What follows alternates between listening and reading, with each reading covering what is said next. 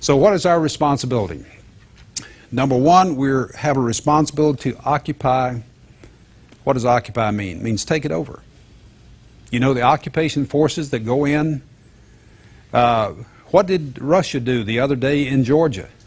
They occupied Georgia. They took it over. They say they're retreating now, but don't believe it. As Reagan used to say, President Reagan, trust but verify. So take dominion. We are God's agents to establish His principles on this earth.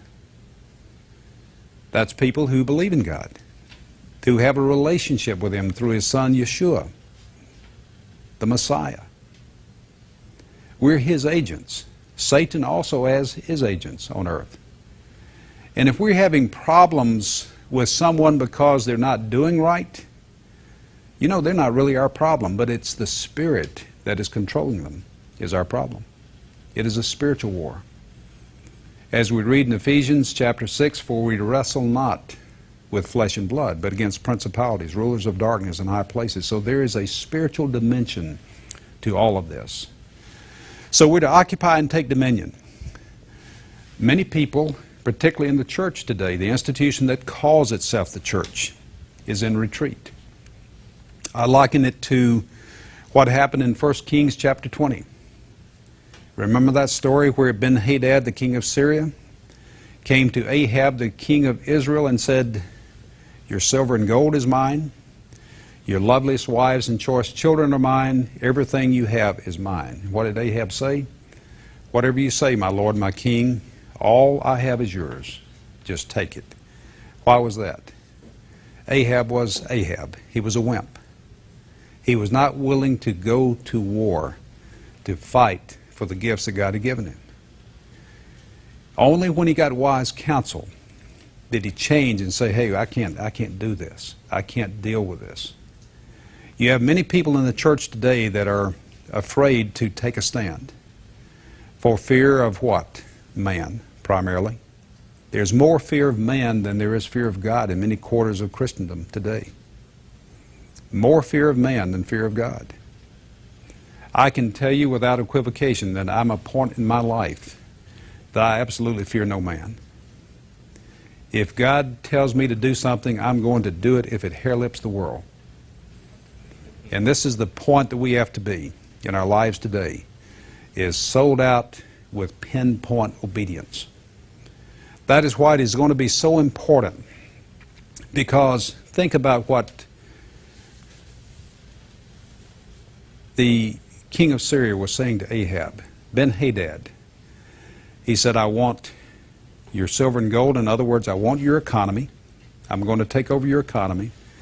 And I want your loveliest wives and choice children. I want your families. You see, that is a type and shadow of what Satan is saying today. I want your economy. And he's pretty well, because of the Babylonian economic system, destroyed the U.S. and the entire world economy. And we see evidence where he is trying to destroy families at every turn today. I mean, there is a war going on. So you see that we are to occupy and take dominion and give no place to the devil.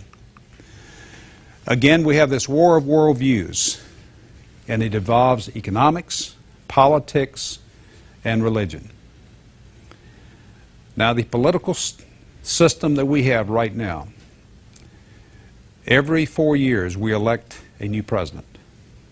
Every 2 years we elect a new House of Representatives in the United States, and a third of the entire U.S. Senate.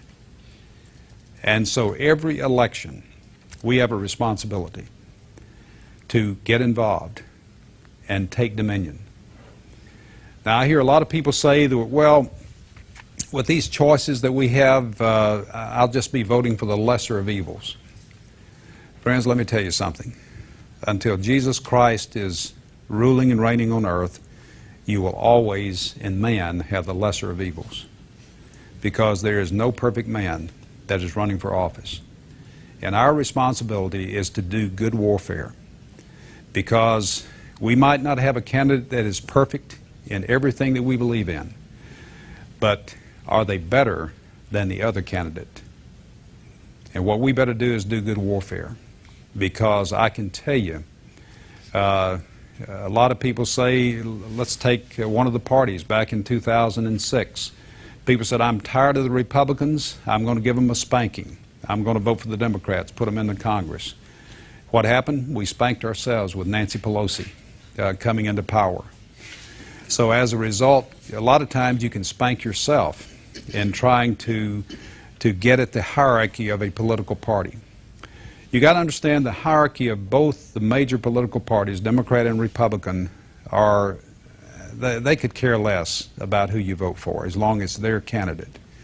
As they say, we don't care who you nominate as long as you elect, as long as we get to do the nominating.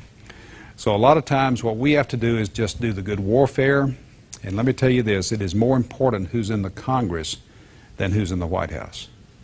It's important who's in the White House because in the next several years, there will be probably 2 to 3 Supreme Court justices that will be reappointed. And this is going to be very, very critical.